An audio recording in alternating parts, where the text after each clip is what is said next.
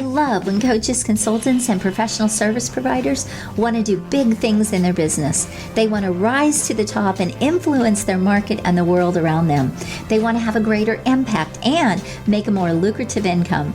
Well, if this is you, welcome to Expert in You Podcast, the show where I interview other experts and coaches, consultants, so that they can share their success strategies with you. We're going to talk about marketing and how to close more sales, how to get more premium clients, and how to really build your visibility in the market and scale your business like a boss. If this is you, welcome to the show. I want to ask you to subscribe and hit the notification bell right now so you don't miss one episode. Grab your coffee and buckle up because we are ready to give it all to you to help you become the expert and get paid as the expert that you are. Hi, everyone. I want to welcome you back to another episode of Expert in You Podcast. I'm your host, Jan Carden, and I can't wait for you to meet my guest this week. She is so brilliant at what she does in her business. I have Nicole Bandis with me today, and she is the CEO and founder of Virtual A-Team. And you can hear just in the name what we're going to be talking about today. And she has so many years of experience and expertise that she's going to be sharing. And for any coach, consultant, entrepreneur, professional service provider out there, this is going to be gold. So, Nicole, welcome to the show. Thank you so much, Anne. I've been looking forward to it. Oh, so have I. This is such a great topic because people get to a place in their business where now they have to get some help. They have to outsource. And as I help people scale, you basically do the same thing, but just from a different angle. You're actually helping them build with their team. You're being the team for them, I should say. And so I'm really, really excited to dive into the topics. But before we do that, let's just talk a little bit about your backstory, how you got to where you are, and just kind of fill us in. Yeah. So, I always give the 2-cent version because the whole life story we'd be here for an entire episode. Nobody needs that. So, I started Virtual A-Team, I think about 7 years ago now. And I started it as a way to be able to help more people have a bigger impact in the world, not just in the work that they were doing with their clients, which is hugely valuable to me, but also their friends and their family and their network and the people that are around them. Because when people can take things off their plate, it frees them up to have more time to do the things that only they can do. And I know, I think a little bit about my backstory in that. Well, now 10 years ago, July 4th is going to be the 10-year anniversary. My husband and I lost one of our sons. And in that experience, I really had that moment to reflect on the coulda, woulda, shouldas. And that empowered me to think, I don't ever want somebody to get to the end of their life or to the end of somebody else's life and have any coulda, woulda, shouldas. I want to empower them to do what matters most with the time that they have right now and not spend it on the things that somebody else can be doing better. Right. First of all, I'm so sorry for your loss. That's such a horrible thing to go through. I love though how you've been able to really turn that into something so significant and so positive. And when people can do that, what an inspiration they are to other people as well. So thank you for sharing that. And I know that can't be an easy thing, but that brought you to your business that you're doing now. How did you get this thing started, or what made you come up with this particular idea for your business? Well, I was doing a lot of productivity coaching. That was sort of my first attempt at helping people be more productive, get more out of their time and that kind of thing. And I have a degree in psychology, so it was kind of a natural progression for me to do that. And I kept hearing the same story. I just need to clone myself. I just need somebody else. I just want somebody to do it for me. That's right. And honestly, in a moment of weakness, I had a client come to me in desperation and just said, Nicole, you're so good at all of these things. Can't you just do it for me? And I mean, I was like, okay, look, I don't want to do it. I don't want to be the doer for many, many reasons, including the fact that I'm a chronic migraine sufferer. And the last thing I wanted to be was obligated to client work. Right. But I knew that I had people that were doing things for my own company that I could guide them to do the things for somebody else as well. And so I kind of almost became the VA whisperer, and just being the person that could communicate between the client and the expert actually doing the work, because a lot of times there's a huge gap in there. Mm-hmm. So right. That's really kind of where it started, was let me be this VA whisperer. I can talk to the client, have them give me all of the information they need, and then disassemble that in bite-sized chunks so that the experts knew exactly what needed to be done. And I was speaking their language and not being confusing and kind of, all over the place. Like sometimes we entrepreneurs tend to be, it's right. Like, I've got this great idea. I don't know what to do with it. Here you go. And right. Like, could you give me some direction? So that's really where it started. And it's just grown from there. Now I have other team members being those VA whispers, essentially our business managers that are working directly with the client to then work with the experts behind the scenes and actually get all of those great ideas and turn them into reality.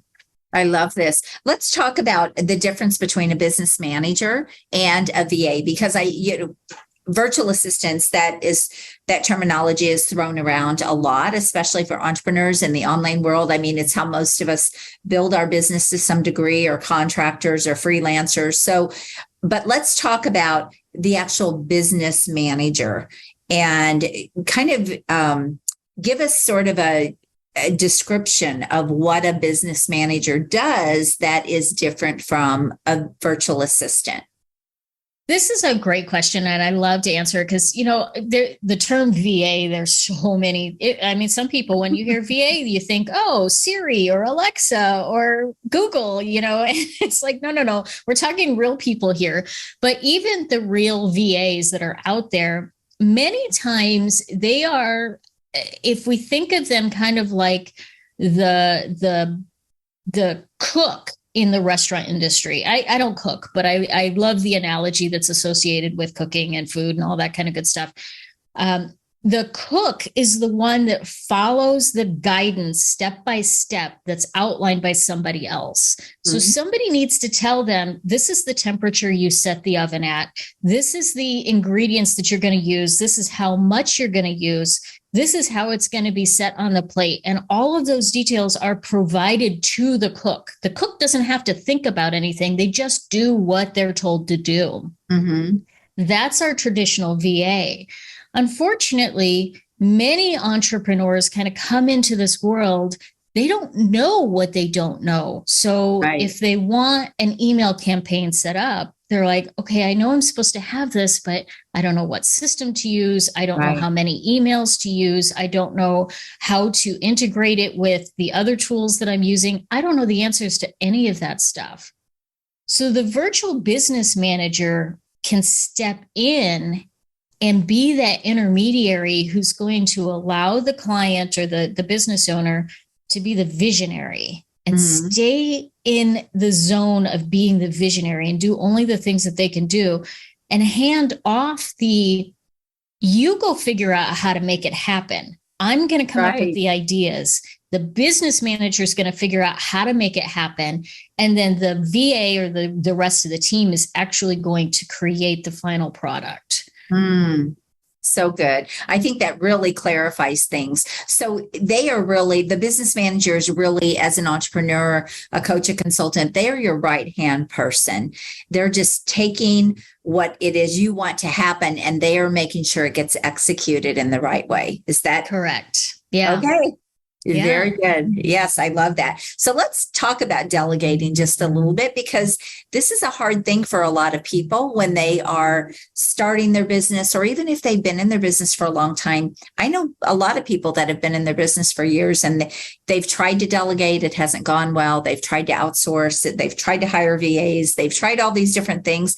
It hasn't gone well. And a lot of times people even quit growing their business because they're like, I don't want all of that. It's easier if I just do it myself. But the thing is, you're going to max out and you're going to hit that revenue ceiling if everything is dependent on you. So let's talk about delegating, maybe how that can be simplified, maybe some mindset shifts around that. And I would just love to dive into that with you. From the years that I've been doing this, there are a few key reasons that people struggle with delegation. One of them is perfectionism. We think that things have to be perfect, and it's our baby. It's our, we've given birth to this business and now we're raising it. And it's kind of like handing it off to daycare or school and saying, okay, now you get to, you get to have your influence on it. So but your baby has to grow up. I just want to say that 100%. I mean, how many of us, there are some individuals out there who choose to homeschool because they want to remain in control over every aspect of our children's lives. But the vast majority of us are willing to send our baby off to a school and have somebody else nurture and care for them for at least a few hours every day. Mm-hmm. So this is not something that you are not capable of doing. You just have to shift your mindset around what that looks like.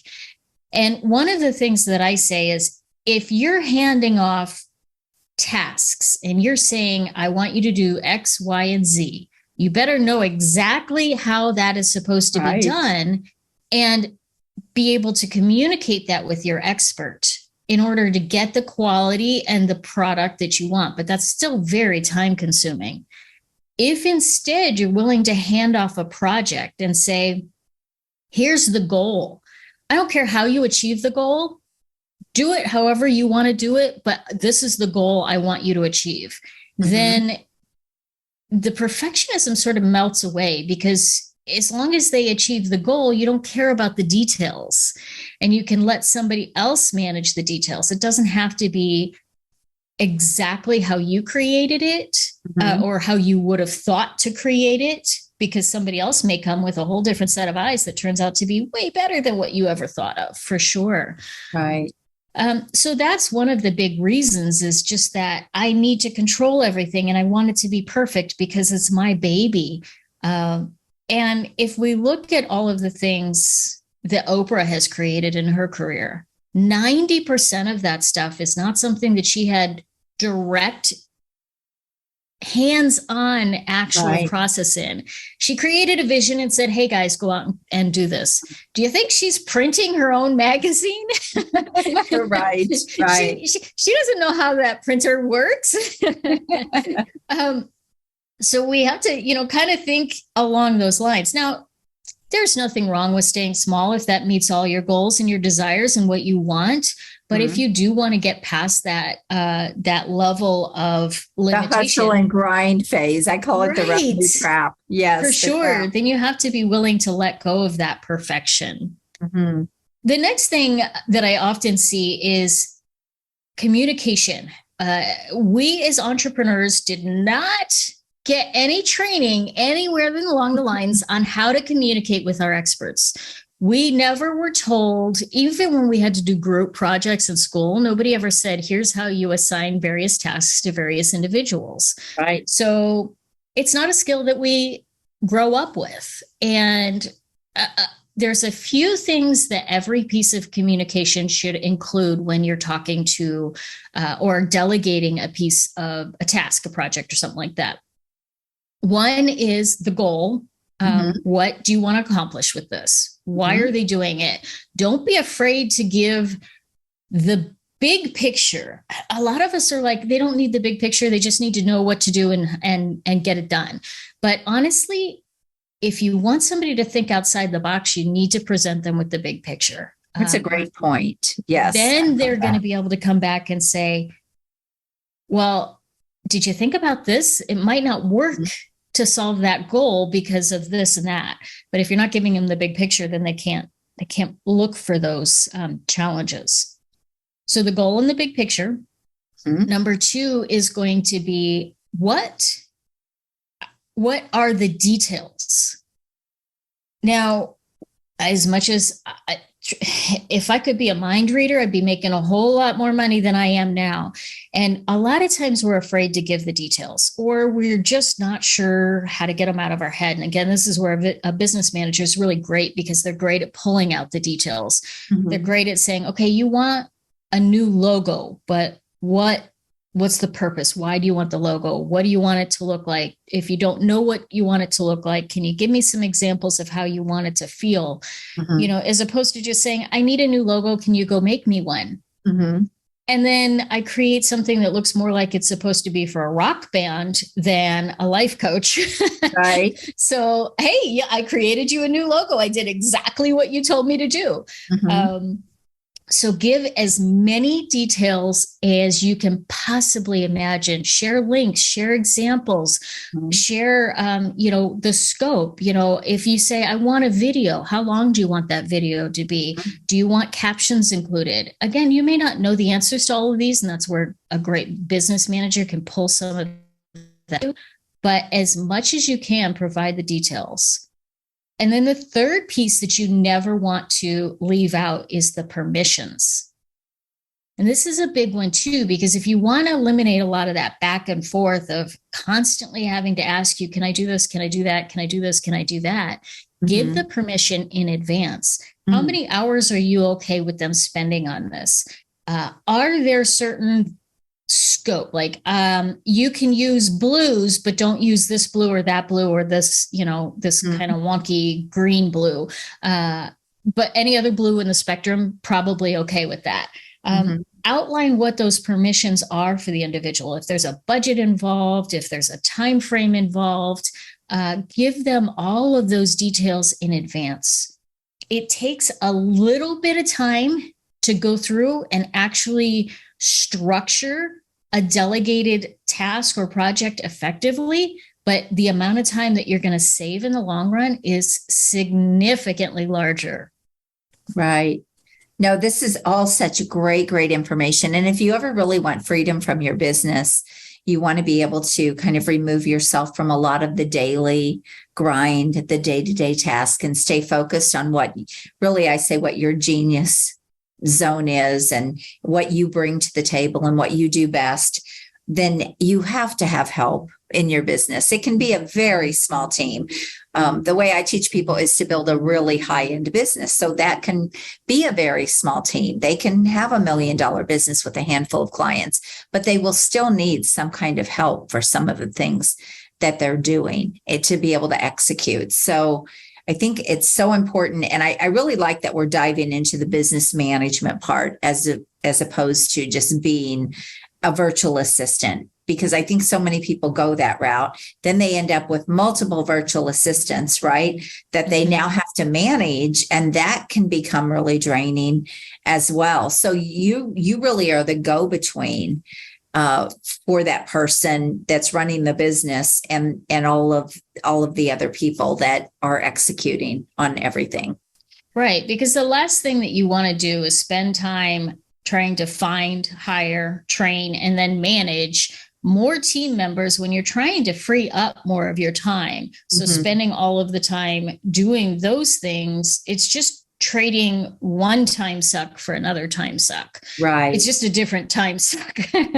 So, if you're really trying to free yourself up, then you want to bring on a built-in team that you're communicating with that one individual, and that individual does all the finding, hiring, training, and managing for you, so that you truly are freeing yourself up in a bigger way.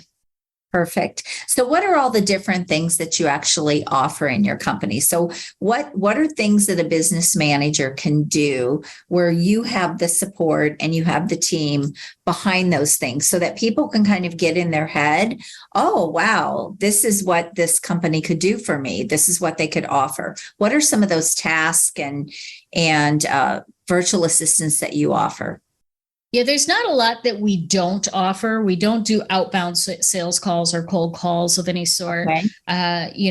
We don't do like the high-end legal services kind of thing, but we can do bookkeeping. We can do quite a bit of marketing as far as email setup and automation, funnel creation, landing pages. We can create graphics, whether it's a social media graphic or an email or a PDF ebook, a wide variety of things there. We do a lot of lower level website development. We don't develop a website from scratch, but most of the clients in this kind of category wouldn't be looking for that. Right. We do some SEO. We don't do any e-commerce. Mm-hmm. So we're not going to list your products on Amazon or that kind of thing, physical type products.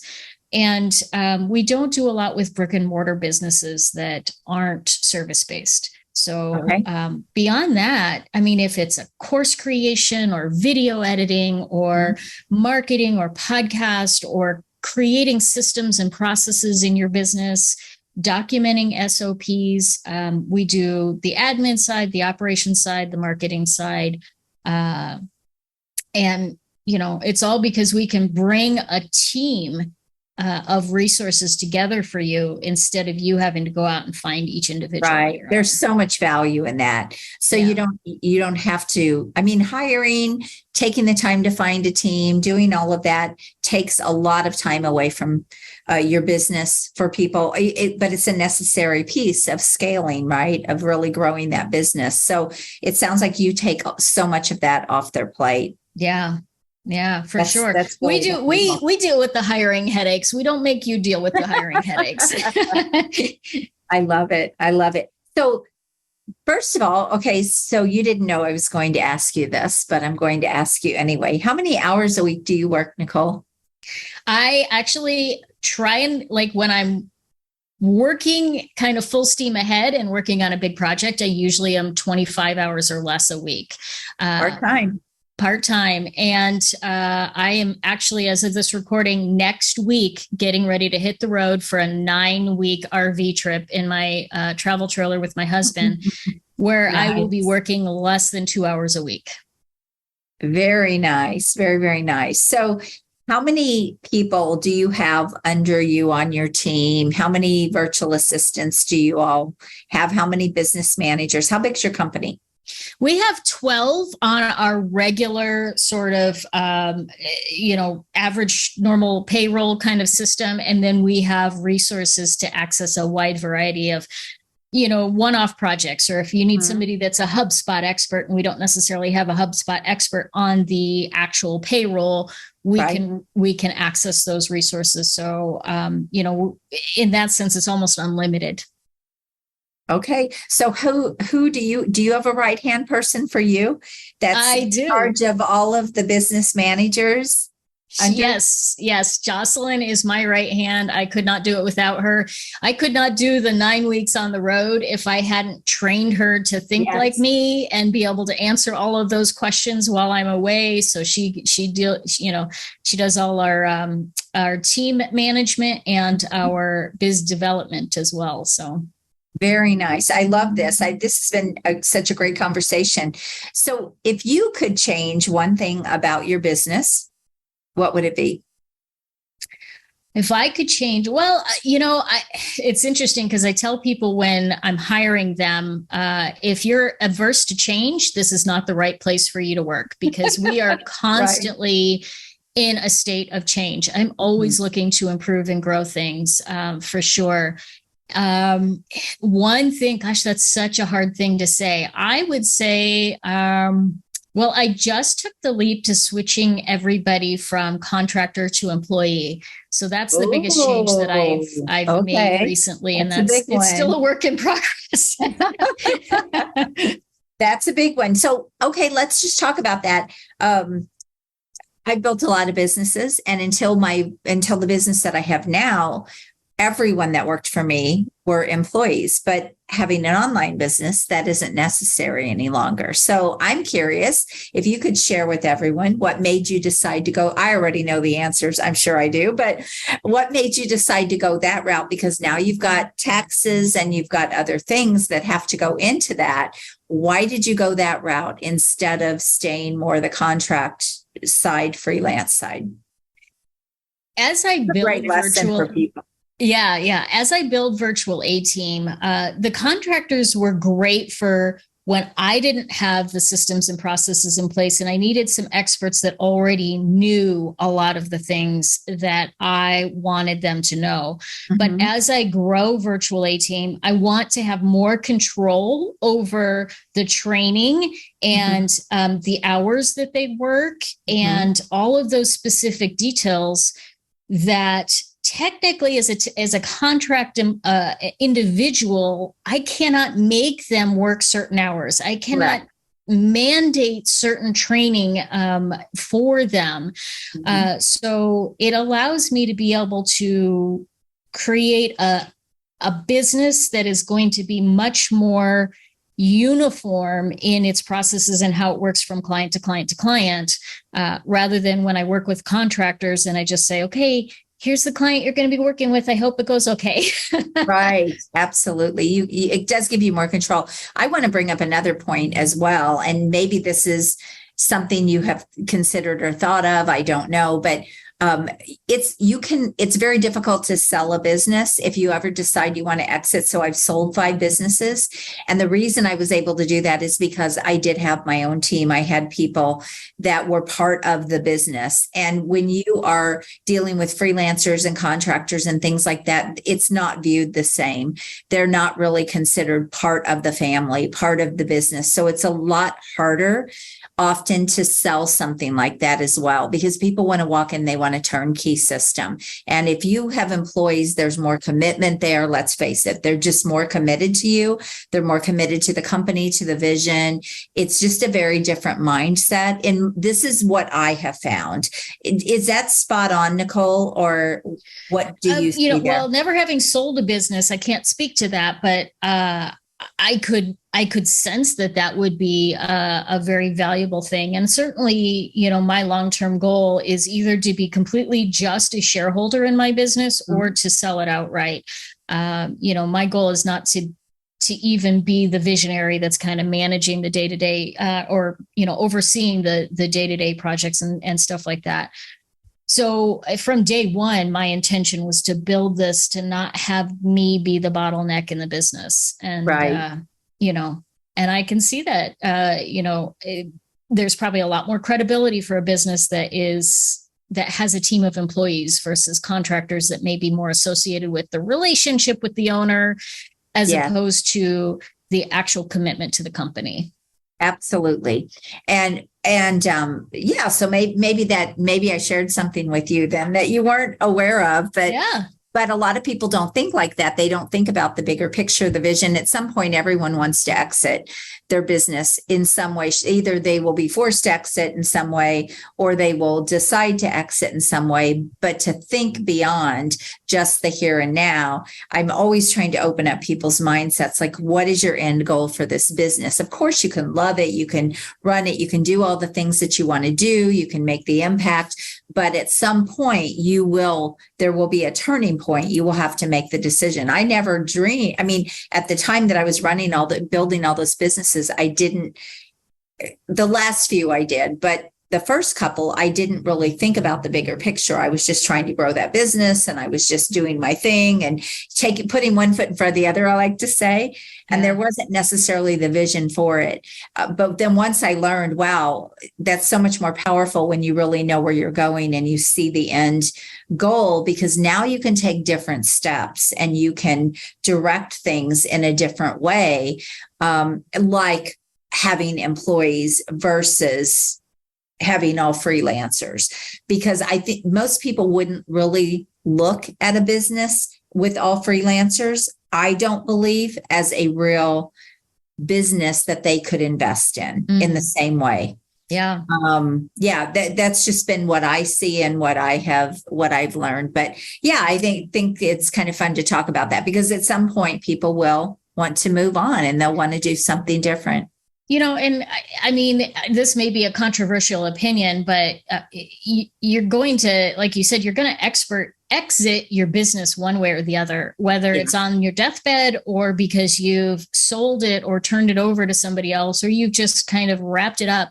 But if you want to have any sort of legacy, even if you are a solo entrepreneur coach who feels like, well, my business is just who I am, you can still create something that will live past you if you're strategic about it. So even if you're that coach that says, I don't ever want to have group programs or, major kind of client base or anything. I just want to be me and my business. Well, then you really have a job. Right. You just happen to be the boss of your job instead of having never say never. Right. Never say never. Things can change. COVID hit a lot of businesses really hard. And if they had prepared to have something set up, that might not have happened. So, yeah, it's funny to talk about this because so kind of a funny story. When I was in my second business, I guess, I didn't love business at that point. I knew business, but I didn't love it. I was doing my thing and I loved my thing. And that was what I was building my business around, me and my thing. And I remember I used to tell people, I love what I do, but I just hate the business side of it. I never dreamed, everyone, that I would be coaching people and helping people build businesses because I didn't love that. But then as I evolved and as I really learned the power of knowing business and understanding business, now I have the best of both worlds. And so that's why I say never, because you have no idea. And when you have a team doing the things that you don't love, you can still love your business. Absolutely. That's exactly right. To me, I think the best business is the one where you get to do the fun stuff. You get to do the stuff you really love, whether that's coaching your clients or whatever, and whatever that is for you. And then you get to outsource, or you have people that do all of the other stuff for you. Right. So that's the best business, in my opinion. You get to play where you want to play, and you get all the hard work done. That's right. That's right. Yes. Nicole, this has been so much fun. So I know people out there are probably wondering, a business manager, this sounds pricey, right? And they're probably thinking that in their head, because a lot of people are afraid to put money back into their business. And by the way, that is also not a good business mindset, because business, you have to put money back into your business or you will max out on the growth that you can have. And a lot of people don't look at investing back into their business that way. So let's talk about the value there, and what can someone expect to pay for a business manager? The most business managers work on a retainer basis these days. So you can expect to pay anywhere from, right around $1,000 up to, $3,000 a month on a monthly basis kind of thing. It depends on what their qualifications are, what they're doing for you. Virtual A-Team, our programs start at $1,300, and that includes not just the business manager services, but all of the expert hours as well. So it's not an unreasonable expense when you look at the headache that you're saving in it. I mean, every time I have to hire somebody, I'm putting in probably a minimum of 8 to 12 hours just to go through that hiring process every single time I need to hire somebody. So that's a huge chunk of money right there that you're saving, as well as if I have to turn over somebody, then I have to train them again. And, you are not having to spend time learning all of these things that you normally would spend time learning. So if you want to create a landing page for a course that you're offering, how much time is it going to take you to learn how to create that landing page just for something that you're going to do once or twice a year? Outsource that, and then you're saving that time to really focus on the creation of the content for that course and all of those good things. Plus, how much is the time with your family worth, and how much is the time with being able to, settle down at the end of the day saying, it's taken care of. Yes. The stuff in my business gosh. is taken care of. So much, so much. How many hours will a $1,300 package give someone typically? That one's right around 15 hours. There's some A flexibility in or a that. month? That's on a monthly basis. Monthly basis, okay. Yeah. So, there's definitely, it's not your low price point VA services, but there are definitely a ton of benefits. And I'd be happy to have that conversation with anybody that's interested in knowing, how that differs from something like a, $20 an hour VA. And we have talked about some of that stuff, but it's definitely worth that peace of mind. And that's that price point, though. That's the hourly package that's going to be a nice sweet spot for somebody who is just finding their way in outsourcing. They haven't done a lot of outsourcing yet. They're starting to feel their way around it. They want to get some experience. They want to learn what that process looks like, how to engage with our team and all of that kind of good stuff. They don't have a ton of projects that they're ready to hand off, but they do want to get that sense of what it's like. Very good. And do you do everything like from posting stuff on social media to content creation to scheduling, systems? You basically do all of those things. Yeah. The only thing we're not going to offer you is a high level strategy. Okay. We're going to give you our input on, hey, based on your audience, this is what has tended to work with our clients in the past. But we're not going to give you that high level strategist. We're not a strategist company. We are the doers. So we want you to come with a little bit of vision, or, at least be okay with the, I don't want to say lower level strategy, but the knowledge that we bring to the table is not going to be something that you're going to be paying for a high level strategy. Great information. And then your business management or managers, how many clients can they typically take on before you bring in another business manager? We're usually at 3 to 5 clients. It depends on what size package they have and, what their specific needs and our VBM's expertise. Because each of our VBMs, one of them is more marketing oriented, while one of them is much more systems and structure oriented. Okay. And one of the questions I get asked a lot is, how do you match the VBM with the client? Right. And we have a system. I don't know if it's intuition, what the case is, but we kind of take a look at what are the client's needs, what's the client's personality, what's the VBM's personality, what's the VBM's expertise. And rarely have we ever made that match not successfully. And when we do, we cover the costs to match you with another VBM. So you're not having to pay for those hours that you just put into getting that VBM up to speed. But like I said, in the 7 years that I've been doing this, I think 3 times have I had to rematch a VBM. So you bring something up. No, you actually brought up a point that I think it's really worth talking about. And there is a lot of cost and expense to hiring, training, all of that. And so what you're basically saying is your clients aren't going to have really any of that expense. You're coming to the table with everything already, and then they can just hit the ground running. Is that what I'm hearing? Yeah, there's going to be a little bit of time invested in us learning your voice. So we want to learn, what's your brand? How do you talk to your clients? Do you have a certain terminology that you use with your clients? Do you use contractions? Do you not use contractions? Those kind of things. We want to understand, do you talk very formally, or is it more fun and off the cuff kind of thing? So learning more about your business, there's no way we can pre-train for that by any means. But as far as learning how to communicate with you, learning how to know the systems and the tools that you're going to be using, unless it's like some tool that, your company's one of the few that actually uses it.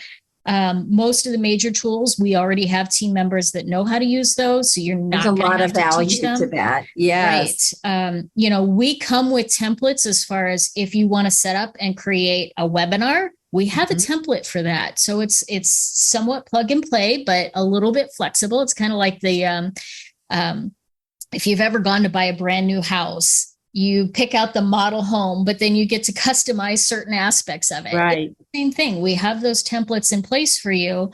So you don't need to go find those resources. You don't need to know how to set up a course.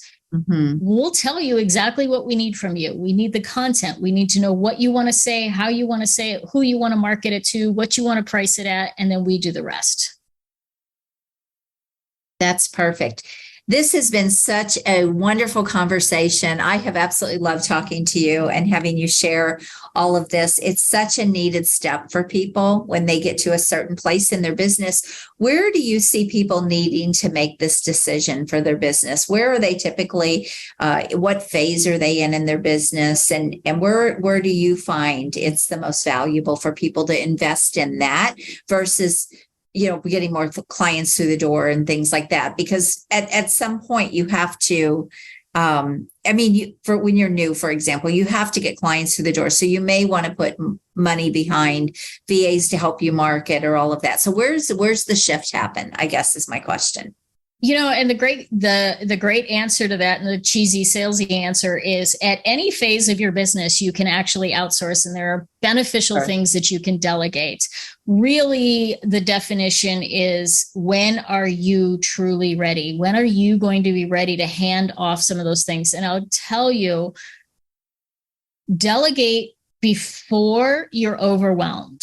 If you wait until you're overwhelmed, your experience is going to be so much worse than if you do it before you think that you really absolutely positively need to.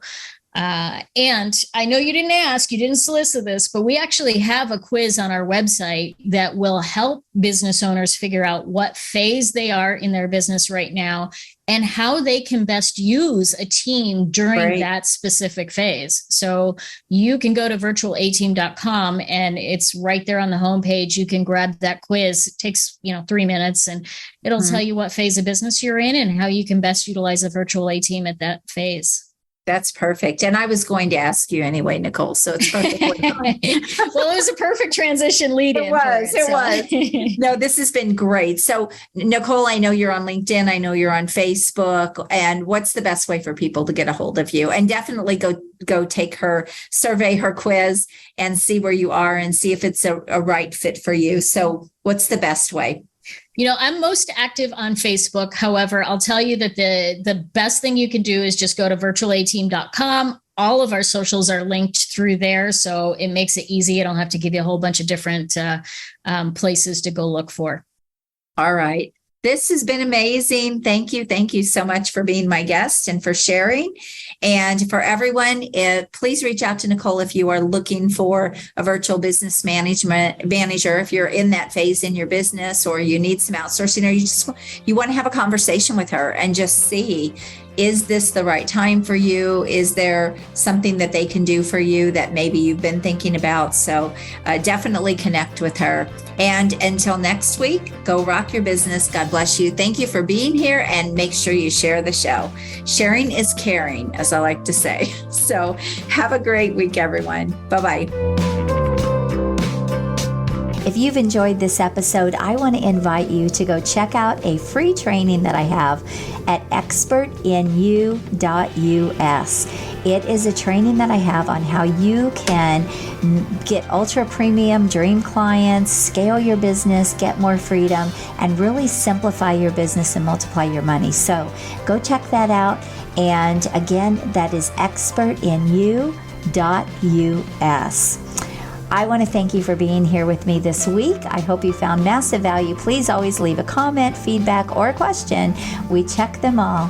And I want you to go rock your business, and make sure you join us again next week. God bless you. Have an amazing day. Bye-bye.